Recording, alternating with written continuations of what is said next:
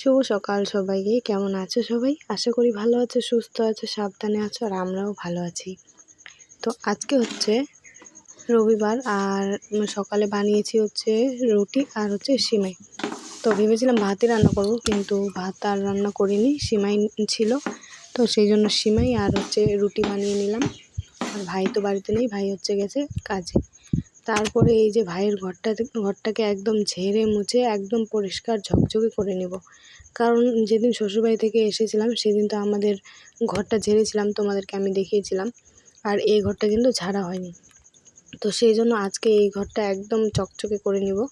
কারণ রাস্তার পাশে বাড়ি, এত ধুলো হয়েছে কি বলবো। তোমরা ভিডিওটা ভালো করে দেখো, দেখলে অবশ্যই বুঝতে পারবে যে কি পরিমাণে ধুলো উঠছে। তো আমি তো মাঝে মাঝেই পরিষ্কার করি, তবুও এরকম ধুলো হয়ে যায়। আর তনুর জন্য না, এখন আর করতে পারি না।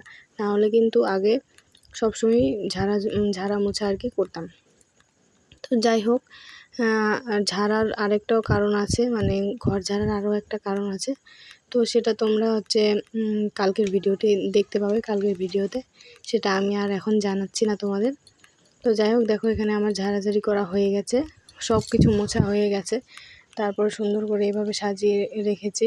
আর টিভিটা তো প্রথমে ঝেড়েইছি, এখন বিছানা করাও হয়ে গেছে।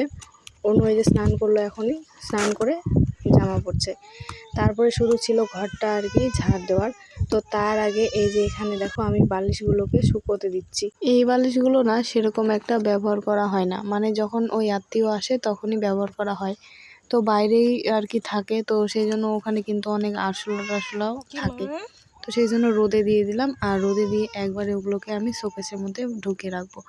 আর তারপরে এই যে দেখতে পাচ্ছ এই কাপড়গুলো, মানে পর্দা, মানে গরিবের পর্দা আর কি বলতে পারো। একটা আছে জানালার পর্দা, আর বাকিগুলো হচ্ছে একটা ট্রাঙ্কের মধ্যে বিছানো ছিল। তারপরে আমি যে এক্সট্রা কম্বল, তারপরে ওই যে বালিশগুলো দেখলে ওগুলো যে রাখি, ওগুলো ঢেকে রাখি, তো সেটারই আর কি কাপড় ছিল। তো এগুলো সব সিল্কের, তো সেই জন্য একবারে ধুয়ে শুকোতে দিয়ে দেবো।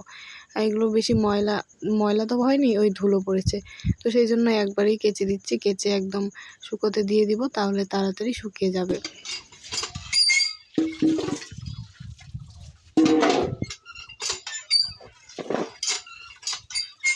আর ওইদিকে তনু কিন্তু খুব কান্নাকাটি করছে, মানে ও একদম অধৈর্য হয়ে গেছে, এক কথায় বলতে পারো। ও আর থাকতেই চাচ্ছে না, ও এখন ঘুমাবে, মানে স্নান করিয়ে দিলেই ও ঘুমিয়ে পড়বে।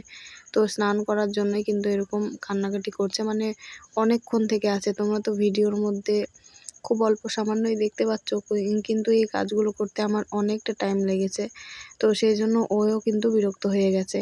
আর যেহেতু ভাইও বাড়িতে নেই, তো সেই জন্য ও কিন্তু, আমি যতক্ষণ এই কাজগুলো করছিলাম ততক্ষণ কিন্তু ও খেলেই বেড়াচ্ছিল একা একাই। আর অনুও খেলছিল ওর সাথে। তারপরে অনুকে বললাম যে স্নান করতে, আর স্নান করে গিয়েছিল হচ্ছে অনু খিচুড়ি আনতে। তো খিচুড়ি তো দেয়নি আজকে, দিয়েছে হচ্ছে ডিম। তো এগুলোই আর কি এখন খেতে দেবো তনুকে, আর তারপরে আমি ভাত বসাবো। আজকের এই ছোট্ট ভিডিওটা এখানেই শেষ করছি। আর ভিডিওটা কেমন লাগলো অবশ্যই কিন্তু একটা কমেন্টের মাধ্যমে জানিয়ে যাবে।